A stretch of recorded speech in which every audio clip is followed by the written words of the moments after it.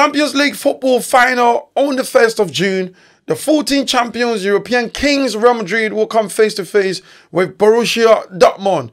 Dortmund obviously coming from the Bundesliga, and it will be a question of Jude Bellingham versus his old team, Borussia Dortmund. Remember, he just signed from Borussia Dortmund last season, and this season he's been very, very magnificent for Real Madrid. And he's in the final with his new team, and he'll be playing against his old team. Yes, but before then, there was a lot of hurdles before they got to the final. Real Madrid had to play and battle their way out all the way. There's a saying that goes, Real Madrid never dies. Today I've got King here with me. My colleague will be breaking the game down. Real Madrid, Bayern, Bayern, Real Madrid, or vice versa, looking at the game very from a tactical point and what made the difference. And the biggest talking point, should the referee, should he have let go of the offside trap? Or should he have let play goes on in the course of play when the linesman flagged? Should he have let that go? We'll be looking at all those little details. Would that have made a difference, though? Would Real Madrid qualification, would it has been smeared by the fact that the referee called or blew the whistle to stop playing, and then the players obviously had to bring everything to a halt. That's been the biggest talking point. Bayern has been on it. Thomas Tuchel, he's not letting that go, is it? Now, King, welcome again. Thank you. Now, I mean, it's been a while. We're back in the studio now, haven't we? That's it. We were at the Tottenham game, Tottenham versus Arsenal Arsenal, derby. So North London derby. Big one. That was a good one. Now, Real Madrid never dies. It's Champions League. They love the competition. They play well in the competition. They find a way to win. They're 14 times champion. The closest to them is AC Milan on 7.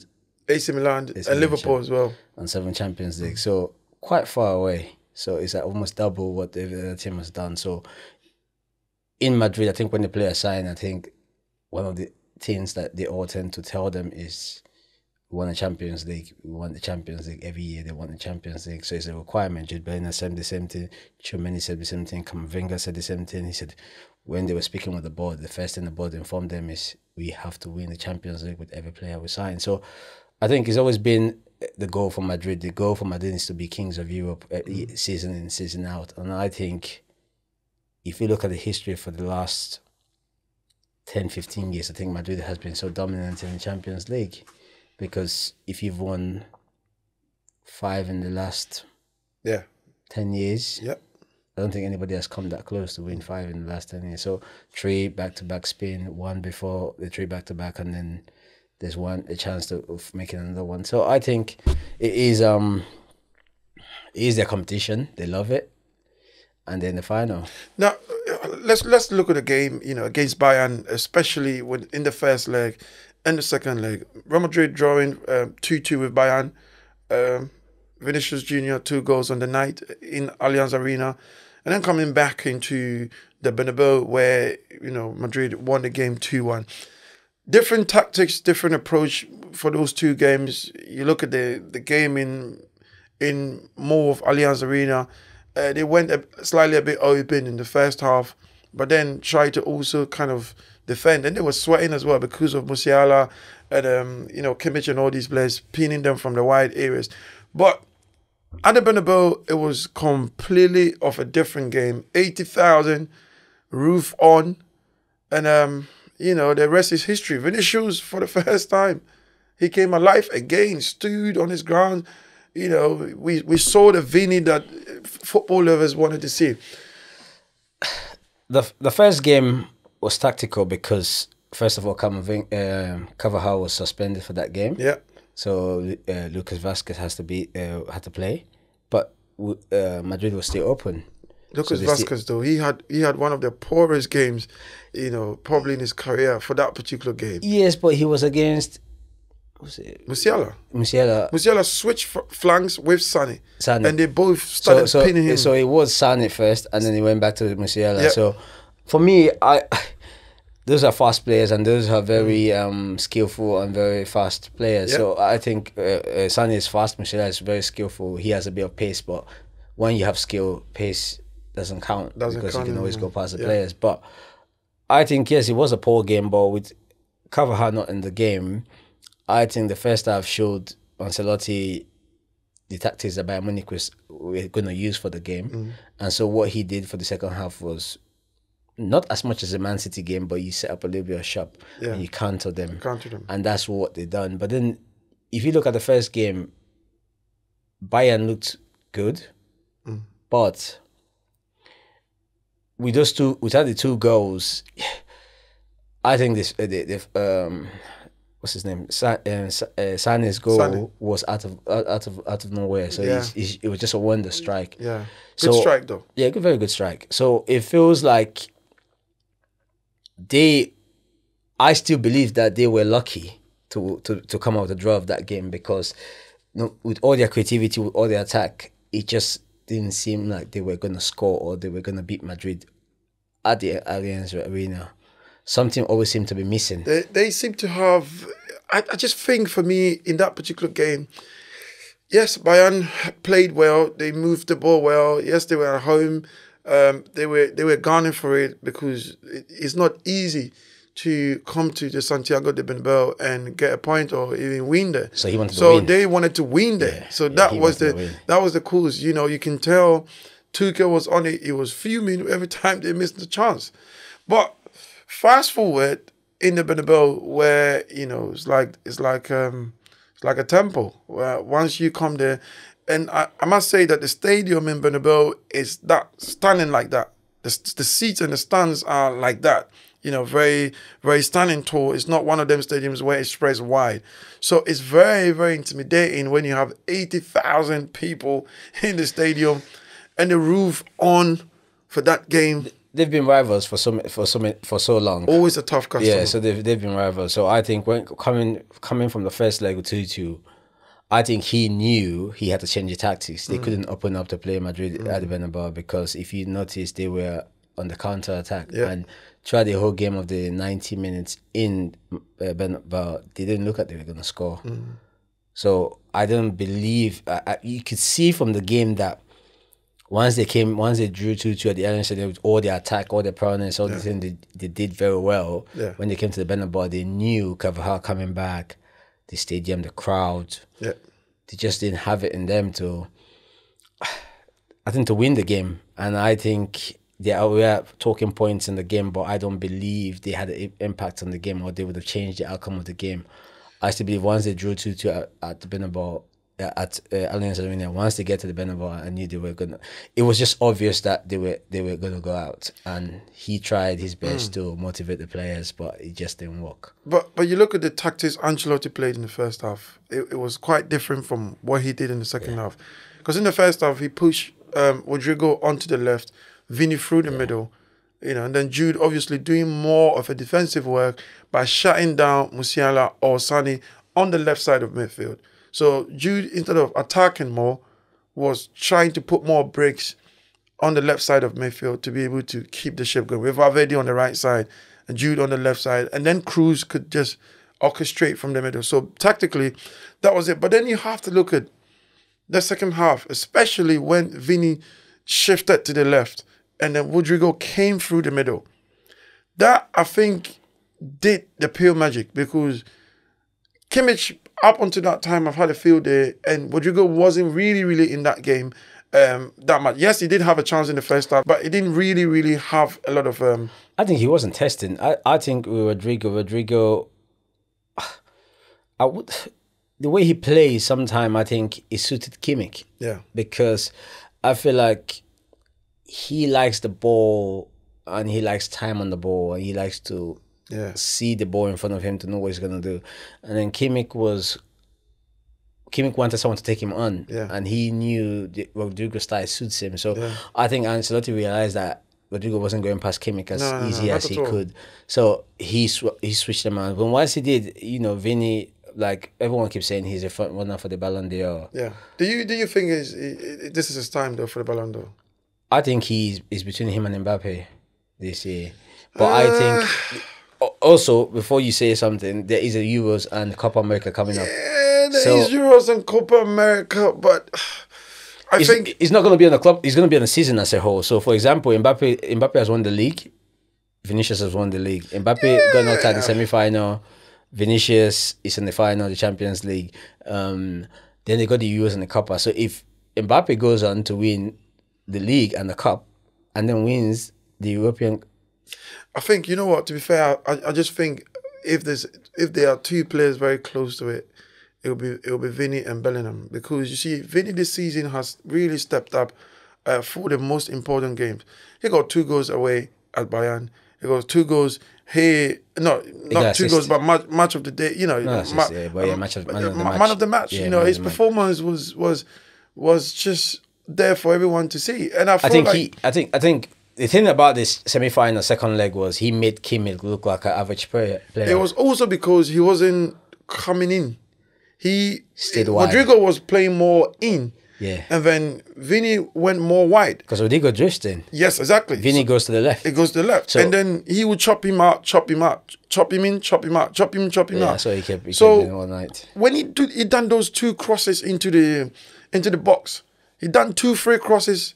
There was no man, because don't forget that that's in why the first half, came up. That's why Joselu came up. So he switched to a 4-3-3 now with Brahim Diaz from the right. Very good player. And then very amazing footballer. So Brahim Diaz coming from the right, Joselu in the middle, and then targeting Vinny as the one. So we're switching. Let's switch to a typical 4-3-3. Joselu couldn't score a goal in Stoke, but could score 2 goals in the semi-final. What a night for Joselu. I think Joselu should be given credit, because a lot of people look at Joselu as a rubbish striker, like he's not good enough. But the problem is, who are you using to compare Joselu to? Yeah. Because if you're using the likes of Moentes, Raul, Ronaldo, then you're always going to have a problem. You're always going to... Different era now. Yeah, different era. So for me, I feel the guy had a good season last season. Then this season he came to Madrid, and he's the 3rd highest goal scorer in Madrid this season. Yeah.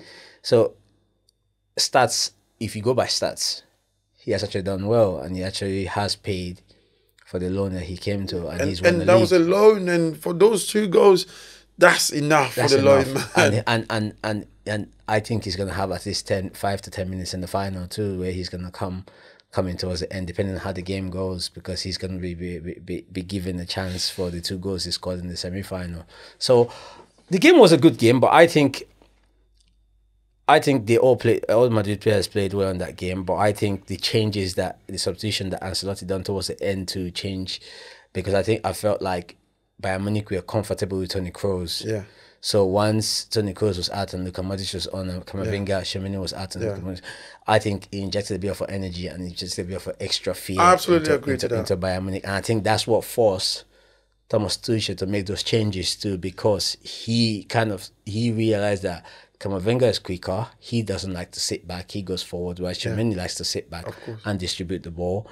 Toni Kroos tried to draw at the Bayern Munich players, which they were not following for. But Luka Modric takes the ball up forward. He goes forward and then he draws them out. Yeah. So with Toni Kroos, he waits for the right time to play the pass. So I feel in the end, those substitutions were what made the magic. But you never felt Madrid was going to lose that game, even when Bayern Munich scored the goal. You always felt it was a good goal, though. Very, very. I mean, Alphonso Davies, and it's funny because he struck the ball with his weaker feet, weaker foot as well. And I think, you know, sometimes on your weaker foot as well, because of the power, and it's your weaker foot, it's your right foot. He wanted to strike the ball with everything he had, and he went there. Goal. But I like to look at Luka Modric and Camavinga pairing in the middle. And then also look at Harry Kane coming off for Bayern Munich and the ease that it gave Real Madrid defenders. Because another thing as well, you have to look at how Luka Modric, when he came in, how he juggled the ball, and then his final passes into space where he was finding Vinicius very easily in tight areas. Camavinga would drive forward, as you said, very energetic, and was a bit more forward-looking player rather than Tchouaméni being more box-to-box in that particular game. But then, the way Modric brings a certain life to Madrid, he brings a certain life to Madrid when the teams seem to be flat. He seems to be very creative. What am I saying? He's 38 years now.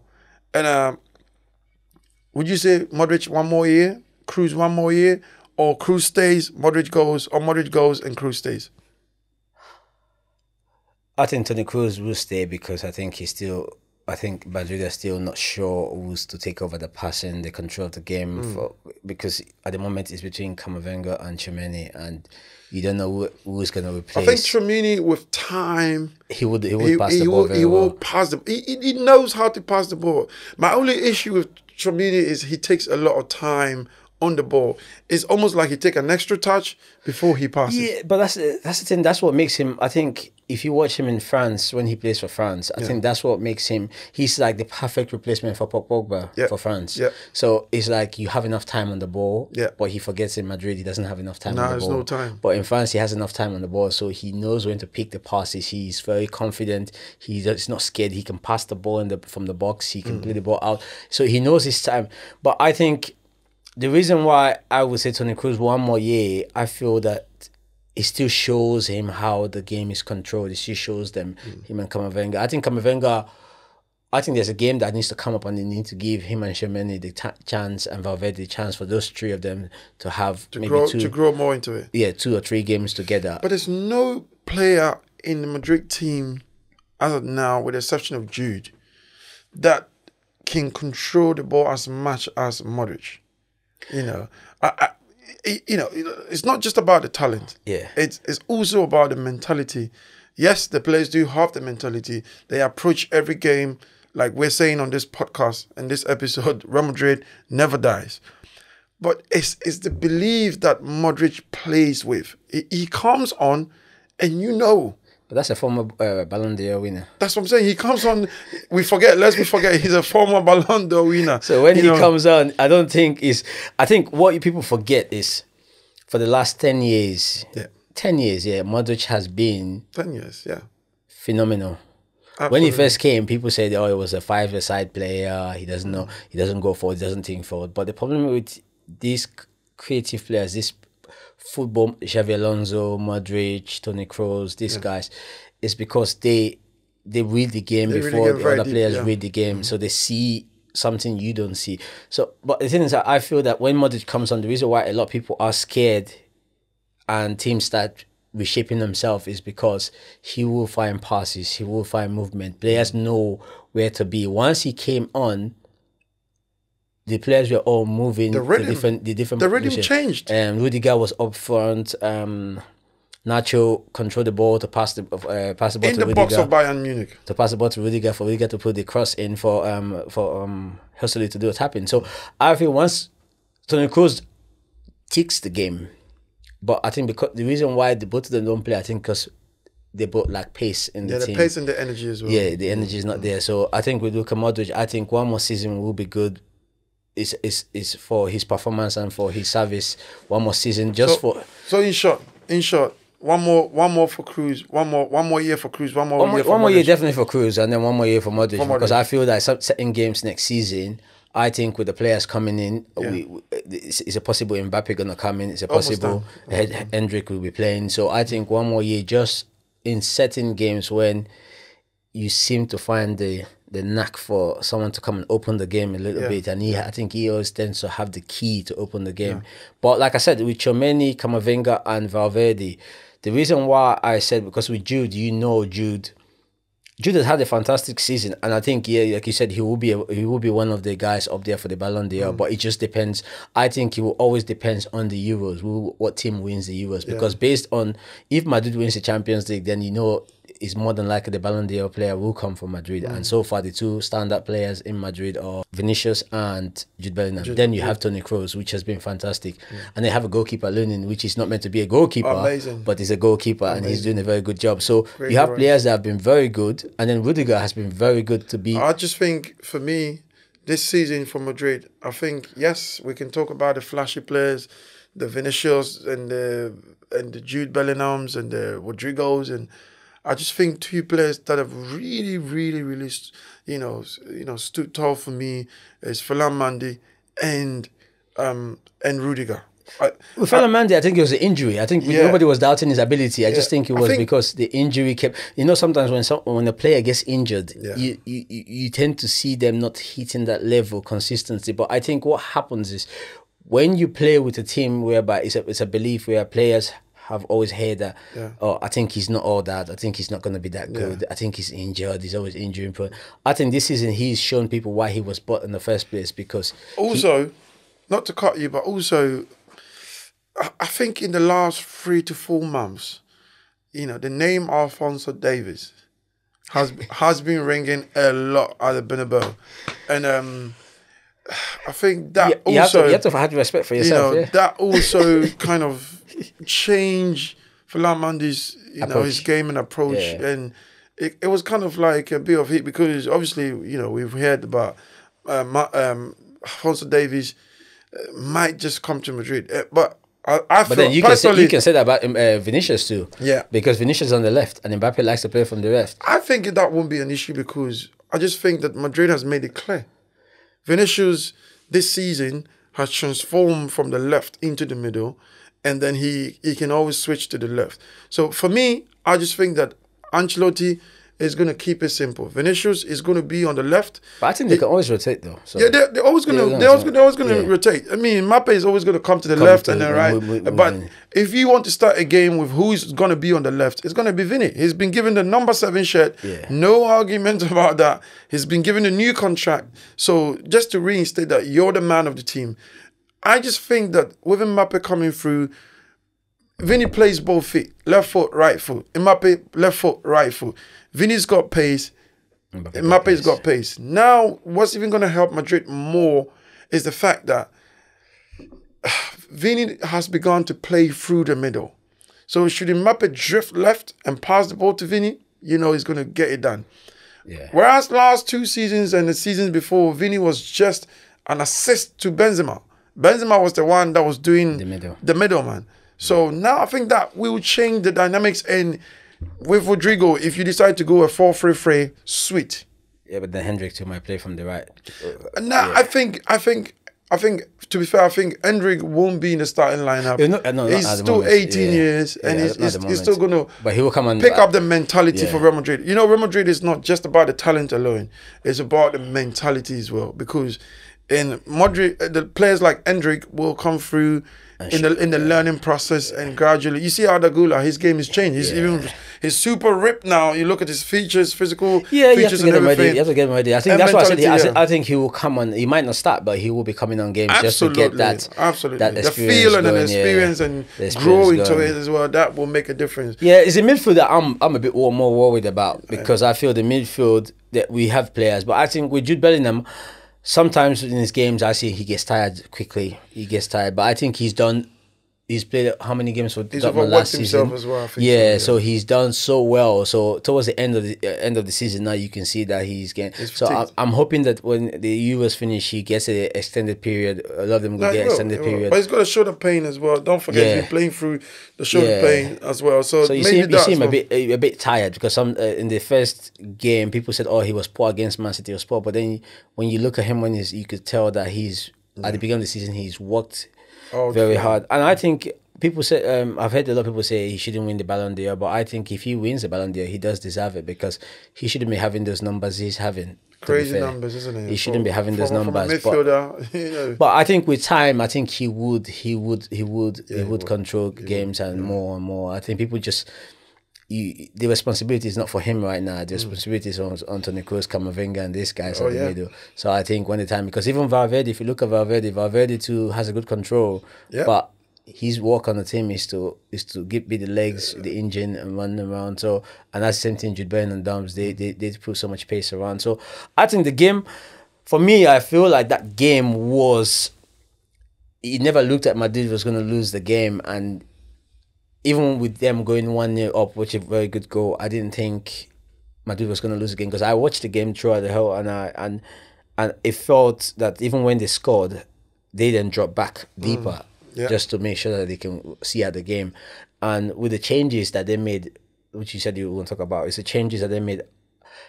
They blame him for bringing on Kim, but I think let's take the history of some of the coaches. Mourinho was 1-0 up. Yeah. He makes changes to tighten the game a little bit. Exactly. And that's what Thomas Tuchel did, and he does that for Borussia Dortmund when he was there, and he did that for Chelsea when he was at Chelsea, and he did that for PSG when he was at PSG. He always changes the game whilst he's winning the game, and he likes to pack up the midfield a little bit more and counter teams. But I tend to disagree on that one because, you know, I just think that particular moment in Bernabeu, the game was cut chase. Real Madrid are losing 1-0 on the day, so 3-2 on aggregate. Keep Hurricane on. I hear that, okay, a lot of players were getting injured, getting cramps and stuff like that. I get that. But if you were going to make a change at the Bernabeu with 60,000 capacity, 80,000 capacity, the noise is all over the place. Vinny is coming at Kimmich. He's turning him inside out from the start of the second half. There's no way, under no circumstance, should you play 6 back. I just don't get it from that particular moment. But he did that. He did that in Chelsea. He did that in PSG. I know that, but he keeps doing that. That's what he does, and that's why a lot of players seem to have that issue with him, because he seems to make decisions. Absolutely. You see, like sometimes you say with coaches, when they make the decision, you sometimes want to ask them, why are you making those decisions? Yeah. He's broken the record in Bundesliga for the goal scoring. No, he's a threat for goal scoring. He's an England top goal scorer. Yeah. He's, I think, England top goal scorer. Yeah, and one of the best in Europe at the moment in terms of goal scorers. He was almost a few goals away from breaking Aaron Shearer's Premier League record, which I think he will come back to break at some point. So, for me, when you look at, you have that striker and then you take that striker off, just because for me, I think he was trying to show that he was a genius in terms of his formation. Football and controlling. Yeah, and how to control the game. And I feel with Vini attacking Kimmich, he thought, okay, if I put the 6 at the back, if I put this number of players, I can pack up the midfield and then we can counter out the pace of Alonso. And also he took off Sané. So he didn't have a lot of pace in the team anymore. pulled muscle, and then he took off Sané as well. But then again, look at this. The moment he played 6 back, we had Nacho, a defender, a centre-back, being in the box of Bayern, controlling the ball in the box, and then finding Rudiger, and Rudiger crossing that ball. And then obviously for Joselu to score the final goal. So it tells you clearly that if you play Madrid, you know, at the Bernabeu and you're winning 1-0, just don't pack the bus. Have some play with beliefs. Teams that have come to the Bernabeu and really done well. He wasn't going to do that. Nah, because people forget that the game that they won against Madrid, when they beat Chelsea for the when they beat Man City for the final, Chelsea, he does the same thing. It's crazy. When he's winning the game, he takes off a striker or takes off a midfielder, puts all defensive-minded midfielders and puts them all behind to counter you. And he kept Havertz at the front alone because he knows Havertz can hold the ball up front, can run with the ball, has pace and everything. So, but for me, I feel he always does that when he's in positions to win games. Absolutely. And that's where he always ends up being very bad. It worked for him at Chelsea because Chelsea had wingers. Marco Alonso, they had these guys that had pace and can put the ball forward and everything, and it worked. With James, all these guys were all there. So I felt that for me, he did the same thing with Bayern Munich the other day, and it didn't work because you're playing players that believe in themselves and they know they're world class, and they've just seen you taking one of the best strikers in the world out of the game. So it brings confidence. Once he comes off. Even the Bayern Munich fans were probably asking themselves, why is he coming off? Because he only has one more game to play, which is the final. That's it. So why are you taking him off? Because that's the final. If he has a knock, you bandage him as much as possible for the final. All you need to do is just put him up front.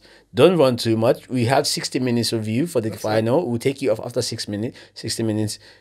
Stay there. If they have a penalty, he doesn't need to run. We know if he takes 10 penalties, he probably will score 8 of them. Yeah.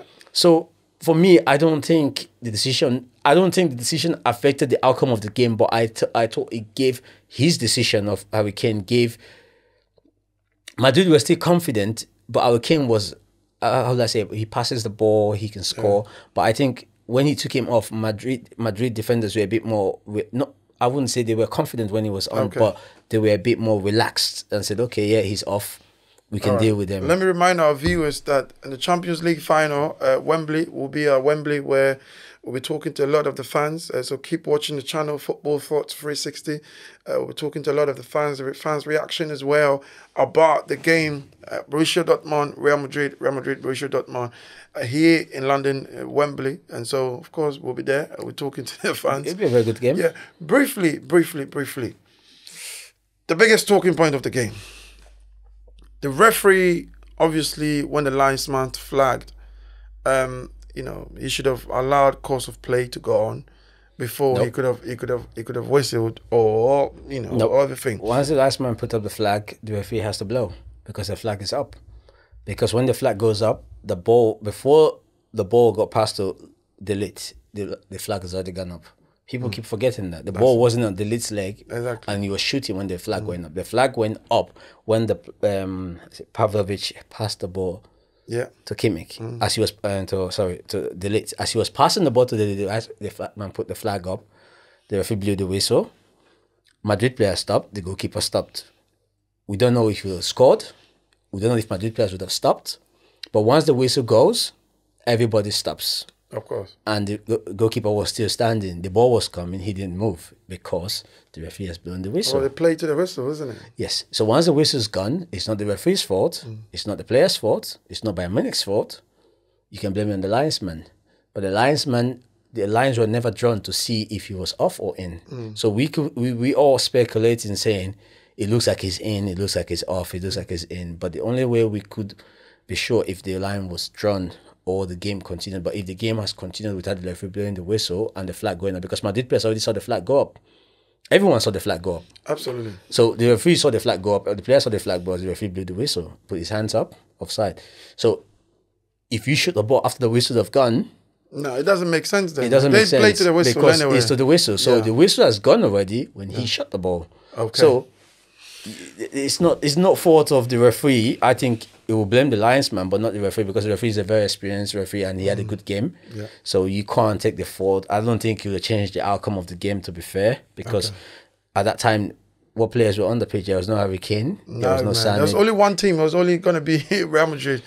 Anyway, very interesting conversation. Real Madrid never dies, is what we've been talking about. They always find a way to win. You can go back to the days of Raul or Botragreno, or you can go back to Alfredo Di Stefano and Zinedine Zidane, Ronaldo Nazario, Cristiano Ronaldo, Gareth Bale, Morientes. The list goes on and on and on. And they always find a way to win. It's just a belief that runs through the whole club. And it's amazing how they're able to bridge the team and the structures.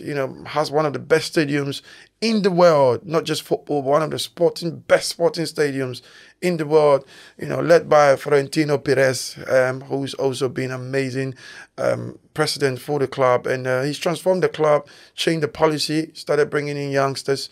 And for the last 7, 8, 9 years, Real Madrid has invested in young, amazing footballers.